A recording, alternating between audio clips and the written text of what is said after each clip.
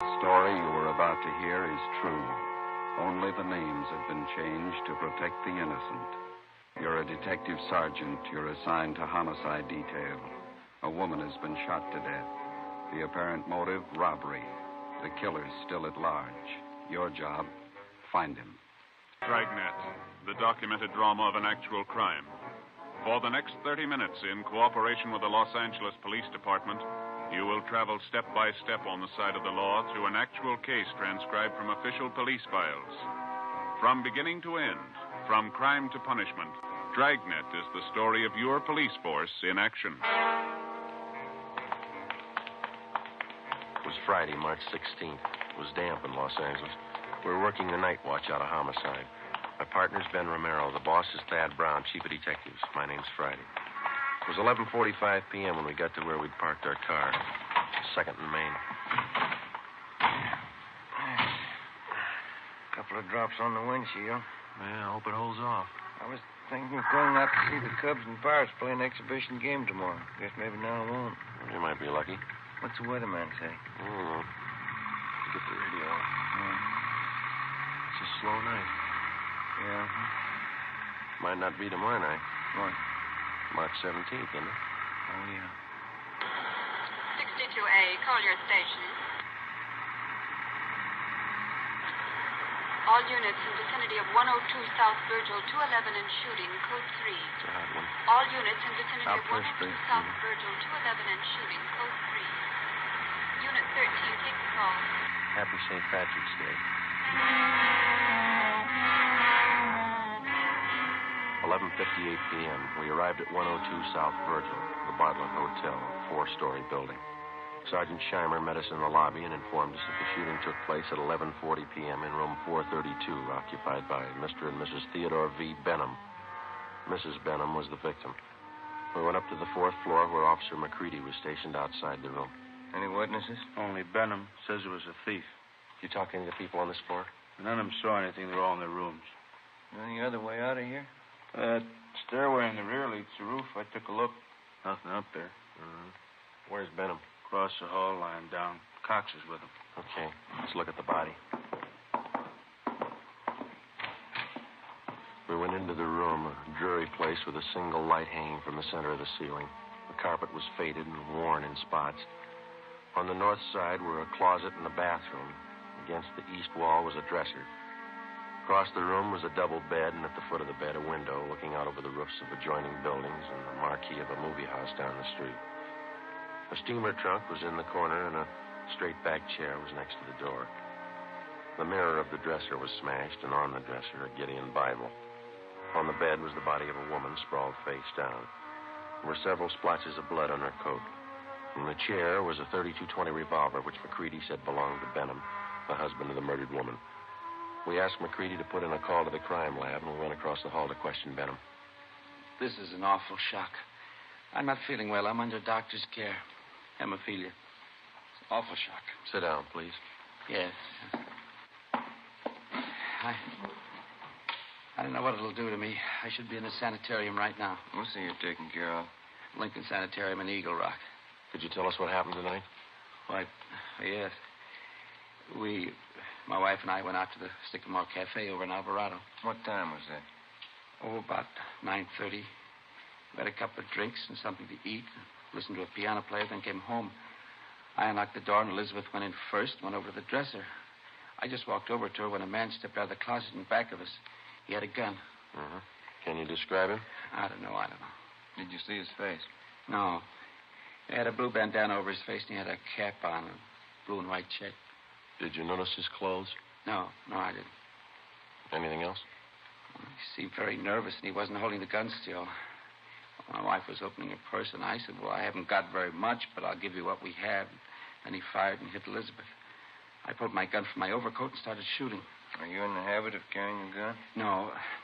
I'd noticed suspicious-looking men follow me lately, so I bought one. Is this the gun here? Yes. Then what happened? Well, I fired all the bullets. I don't know how I missed. The room was small. He kept moving around all the time. Mm-hmm. But I guess I did miss. Then he ran out of the room. About how old would you say this man was? Officer, I haven't the faintest idea. See you in a minute, Sergeant. Sure. We'll be back, Mr. Benham. This has been an awful shock to me. Wonder how his wife felt. McCready told us that Sergeant Scheimer had found a woman in the Nevada Hotel next door who might know something. We went next door and questioned Mrs. Caroline Cromwell, a resident of the hotel. She occupied room 415 on the top floor. She told us that about 20 seconds after she heard the shots, she looked out the door of her room and saw a man come down the back stairs, which leads to the roof of the hotel, and enter room 402. She had seen the man several times and was positive of her identification. Sergeant Scheimer said the man was registered as Jack Morrison. We went to room 402. Try it again. Who's that? Police officers. What do you want? I'd like to ask a couple of questions. I was going to bed. We'd like to talk to you. Won't take very long. All right. What do you want to know? How long you been in your room? About 10 minutes. What? Where were you? To the movie? Which one? Right down the street. Why are you asking me all these questions? You been drinking? A little. Not much. Mind if we look around a little? I was out all the time. I didn't know nothing about a shooting. And you won't mind if we look around. You won't find nothing here. These all the clothes you've got? Yeah? Is this your coat? Yeah. Yeah. You wearing this tonight, were you? No. It's the only coat in the closet. What'd you do with the coat you were wearing? Guess I was wearing that one. Did you spill it? What? The bottle of whiskey? It broke. How? How do I know? You got a hole here in the sleeve. What'd you do with the broken bottle? Threw it away? Where? I don't know. On the street. Joe, I found something. A shirt stuck down between the wall and the bathtub. Looks like blood on it. Is this yours? Where's the shirt you wore tonight? Take off your pajama top. Why? Take it off. All right. But I didn't have nothing to do with that shooting next door. What happened to your arm? Guy shot at me. Who? I don't know. I bought a bottle and had a couple of drinks and went to the movie for a little while. Would you mind moving away from the bed, please? No. Thank you. I came out of the movie because I was getting dizzy, and I went up on the roof here to get some air. While I was standing there, a guy ran across the roof and shot at me. What'd the man look like? I don't know. He came from the roof of the hotel next door and ran into this place. How big was he? It was dark. I couldn't see. What'd you do? Well, after I was sure he was gone, I came down. I was going to have my arm fixed in the morning. Better get your clothes on. Why? Well, you got a pretty bad arm. You better have it fixed up. We'll take you to George Street Receiving Hospital. It's all right. I don't have to go there. Find anything, Ben? No? You got a clean shirt? No. Well, you better wear your pajama top then. Oh, here's something. What did you say your name is? Jack Morris? Here's a card I found in the closet. It says, Tommy Kane, report for work, Joe's Cafe, 8 o'clock, March 1st. Who's Tommy Kane? That's me. Where you from? Elgin, Illinois. How old are you? I'm 22. Why'd you leave Elgin? No work. I've been bumming around. You ever been arrested? I was picked up on a vague charge a month ago. Here? Yeah. I don't know why you guys are bothering with me. When somebody gets shot, we bother. 1:30 a.m., we took Kane to Georgia Street Receiving Hospital, where they found that a muscle in his upper right arm had been severed and the right side of his chest was bruised. Before taking him to Ward 1300 General Hospital for further treatment, we took him back to the roof of the Nevada Hotel. Still trying to rain. Yeah. Well, where were you standing when you got shot at, Kane? Right over there. I was leaning against the bricks. Where'd the man come from? Out of that door and the other roof? The roof of the Bartlett Hotel? Yeah. Was he running when he shot at you? Yeah, he was. Where'd he run? Right across here where we are. And then he went through this door here into the Nevada Hotel. Did you notice anything unusual about him? Well, his face was covered with a handkerchief, and he wore a checkered cap. Thought you said before it was too dark. Well, I could see that. I could see that. I couldn't see his face. And you were standing over there by the parapet? Yeah. About here? Yeah, that's it. Mm-hmm. All right, let's get over the roof of the Bartlett. It's a little high. Can I help you over? No. Come on, Ben.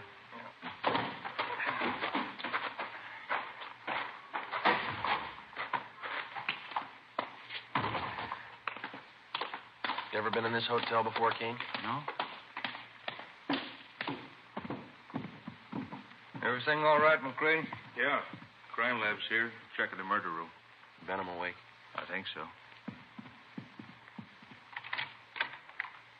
Mr. Benham, Yes? mind if we come in? Of course not. You ever seen this man before? Let me see. Can you stand over there in the light? My eyes aren't as good as they used to be. Okay. Move over there. How's that? That's better. This the man who shot your wife? No, that's not the man. We left instructions for another car to take Theodore Benham to the Lincoln Sanitarium in Eagle Rock.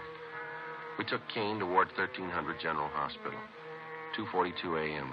We arrived back at the Bartlett Hotel where police chemist Ray Pinker had finished his examination.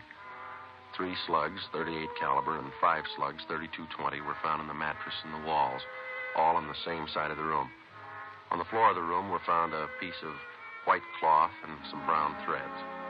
Ray Pinker returned to the crime lab while Ben and I made a search of both hotels, the incinerators, the alley, and all likely places for the missing 38. It was not found. 3:48 a.m. Ben went to the record bureau to check on any possible criminal record Kane might have had. I went to the crime lab to see what Ray Pinker had found. Nothing on this one. It's been a clean miss. And nothing on these 4 32-20s. Mm-hmm. Where'd you find those? Dug the 38 out of the window frame. 32-20s are in the south and east walls. How about the others here? Well, on these 2 38 slugs, I found minute portions of threads. They compare with the dress and coat worn of the deceased. Mm-hmm. Hi. Hey, Ben. I checked Kane's record. He told the truth. Nothing more than a vague charge, huh? No. How's this coming? There's threads on 2 of the 38 slugs. And on one of the 32-20s. Same kind of threads? Yeah, the same kind. 32-20. That's the gun Benham used. Yeah. Did you check the cloth yet? I will right now. Benham must have been shooting an awful while. Where'd you find that 32-20 slug, Ray? On the floor near the bed. Nothing on any of the other 32-20s. No. Yeah, this piece of cloth matches the shirt. How about the coat and those threads? Got only a couple of threads that might match. Let me have the coat. Yeah. We better have Benham take another look at Kane, huh? Yeah, I guess so. I could use a cup of coffee. How about you? As soon as we get finished. How about it, Ray? Got to make it. Yeah, they match. Oh, that's it, huh? Oh, one more thing. Yeah. Fresh stains on the carpet of that room. What kind? Whiskey? March 18th, we picked up Benham at Lincoln Sanitarium and drove him to the General Hospital. 3 times he asked us to stop someplace so he could have a drink. We told him he'd have to wait. We arrived at Ward 1300 at 1:40 p.m., and Kane was brought out. Take a good look, Mr. Benham. No, that isn't the man. I'm sure of it. All right, Kane, tie this handkerchief over your face. No, this way. That's right. Now put on this cap. Okay, now stand over there, please. Now a little further. That's good. All right, Mr. Benham? You know, his eyes and forehead look a little familiar, but I don't know. Well, my nerves are all shot. I can't be positive. I'm a sick man. All right, Kane. Wish I could help you, boys. So do we. Come along, please. You don't have to take me back to the sanitarium. Just take me to a streetcar. I'll make it all right. We'll take you. Sergeant, Yeah, could I see you a minute? sure. Yeah? Did you notice anything when you first brought Kane out of the ward? No. You must have been closing the door. Yeah, I was. And that man, Benham, he winked at him. We took Benham back to his sanitarium. On the way, he asked if he could be excused from testifying at the inquest and preliminary hearing. We told him it couldn't be done. 7 p.m. Ben and I returned to the general hospital and took Kane into a small room adjoining the prison ward. After 3 hours of interrogation, he stuck to his story. Cigarette, Kane? Thanks. How's the arm? All right. Hurts a little now. When you guys going home? When we get a straight story. I've been telling you all I know. Yeah, you've been telling us the same story for 2 days, but it doesn't hold water. What do you mean? How do you account for the fact that parts of your clothing were found in that room? I told you before, you must have made a mistake. No, it's no mistake. And Mr. Benham's starting to think he recognizes you. What? Why'd he wink at you? He didn't wink at me. We got somebody here who saw him. And he seems to think whoever did the shooting didn't take the gun with him. When we drove him back to the sanitarium, he asked us if we found it yet. He thinks we will. How long has Benham lived in L.A.? A long time. How long? Why do you want to know how long he's lived here? Is the dead woman really his wife? Well, certainly she's his wife. What? Where's he been since the shooting? In the sanitarium in Eagle Rock. What's the matter with him? Hemophilia. You know what that is? No. You sure that was his wife? Positive. She wasn't a stool pigeon?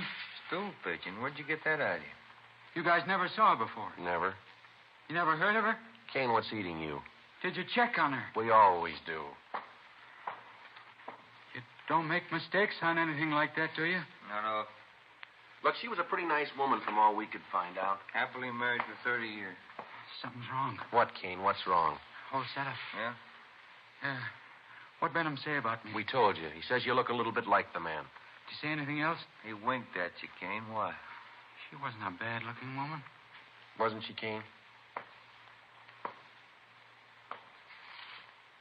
All right, now how about it? You guys swear that was his wife? Yeah. Okay, I'll tell you where the 38 is. Where? The mattress on the roof of the Nevada Hotel.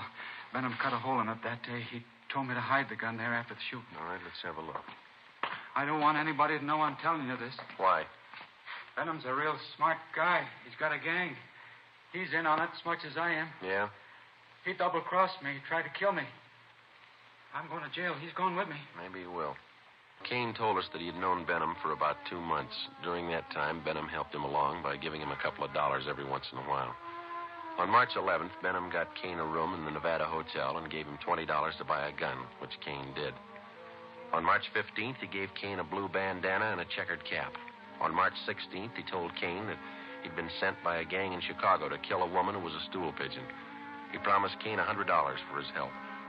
Early that evening, Benham told Kane how to enter their room and where to hide. When they came home, Benham stood by the door. Kane stepped out of the closet and, after a few words, shot the woman. As he moved toward the bed, Benham started shooting at him. Kane ran from the room and hid the gun in the mattress on the roof, then went to his room and flushed the cap and bandana down the drain. 11:15 p.m., Ben and I found the gun where Kane said it would be. 38 Special Detective Colt revolver, 2-inch barrel, number 381327. 11:52 p.m., we checked and found no evidence that Benham belonged to any kind of a gang. March 19th, 9 a.m., Ben and I reported into homicide and picked up Captain Steed. We went over to Dr. Wagner to learn his autopsy report. It showed that the deceased had been shot 3 times. 2 .38 slugs and 1 .32-20 were recovered from the victim's body. They were initialed for evidence. 8 p.m., Captain Steed, Ben, and I went to the sanitarium and told Benham that there were a few angles we wanted to clear up before the inquest next morning. Benham got dressed, and we drove back to the Bartlett Hotel. It was raining. I'm still trying to remember what happened. I was very shocked that night. Yeah, I suppose you were. Well, sometimes my memory comes back for a little bit. The red light. Yeah, I see. You know, the man who did the shooting knew you lived in room 432, and he knew you'd be gone that night. How do you suppose he figured that out? Well, I've been noticing that a lot of men have been following me. Suspicious-looking men. I told that to Sergeant Friday, didn't I, Sergeant? Yeah, that's right. Must have been one of them. You ever give money to characters on the street so much they might follow you? Hey, that must be it. Many times I used to do that. I'd be nice to them, and they'd try to make friends. You remember any of them? Yeah, I do. There was a fellow named Dorsey, and Jolly Swanson, and a fellow named Blaine. Kane? Yeah, that's it, Kane. There you are. The young man you took me to see in the hospital. I'm thinking, I believe that's Kane. Are you sure? Quite sure. He's the burglar. What makes you think he was a burglar? Well, what else would he be? He didn't rifle any of the drawers or steal anything, did he? Must have got there just before us. Did you have anything important there? Yes, some insurance policies. On your wife? Yeah. How much? Well, one policy for $4,000 and two for $2,500 each. Who's the beneficiary? Well, I am. We took Benham up to room 432, where he got out the insurance policies on his wife and showed them to us. Then Captain Steed asked him to reenact the shooting. Benham acted as the killer, I played Benham, and Ben acted as his wife. Well, the man was over here in the closet. My wife and I came in that door, and then my wife went over to the dresser. Oh, over here? Did you turn on the light? Oh, yeah, and then I closed the door and went over behind her. Like this? Oh, she was closer to the bed. Here? Yeah. Were you standing next to her? Yeah. You start to take off your coat? Well, I was just going to when this man stepped out of this closet here. How far? Oh, here. Yeah, right here. And then what? Well, he held the gun in his hand and asked how much money we had. Elizabeth said we didn't have much. From here? Yeah, but she turned around. Like this? Yeah, that's it. What happened then? Well, then I said I haven't got very much, but I'll give you what we have, and he started shooting. Yeah, but you said before that your wife started looking in her purse.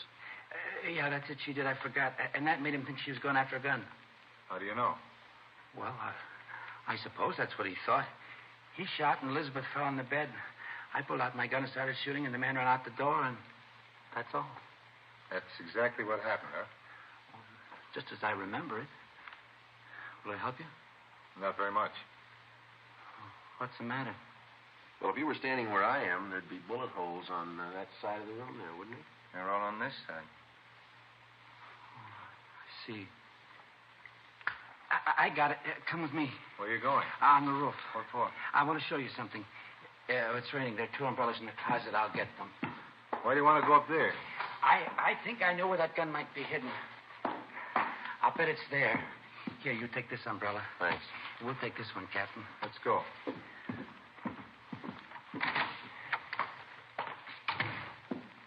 I'll bet it's up there. We'll find it.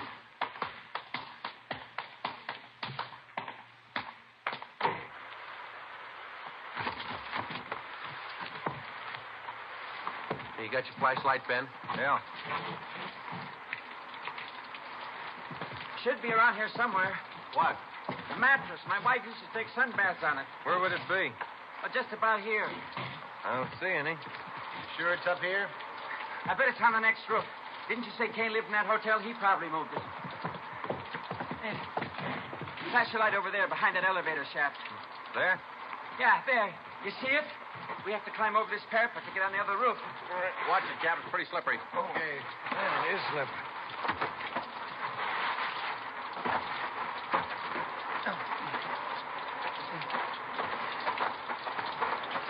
This mattress here? That's it. Take a look, Joe. Right. No, nothing here. Did you look all around there? Did you look in the corners? No. Well, that'd be a good place to hide a gun, don't you think? Here, let me see. There might be a hole cut in one of them. No. Maybe the other corner. No. Well, maybe this one. Yeah. You see, the mattress has been cut. No. No, it's got to be here. Where is it? It's here, I tell you. It's here. I know it's here. I'll find it. I'll find it. You wait. You'll see. I'll get it. I know it's here. I'll find it. You wait, I'll get it. I'll get it. You're getting wet, Joe. We got the 38. Kane told us about it. You ready to talk? Yeah. Insurance. That why you did it? Yeah. I'm a sick man. Let's go, Benham. On your feet. All right. They played that ball game the other day. Yeah? Who won? Pirates 8-7. Sure do like baseball.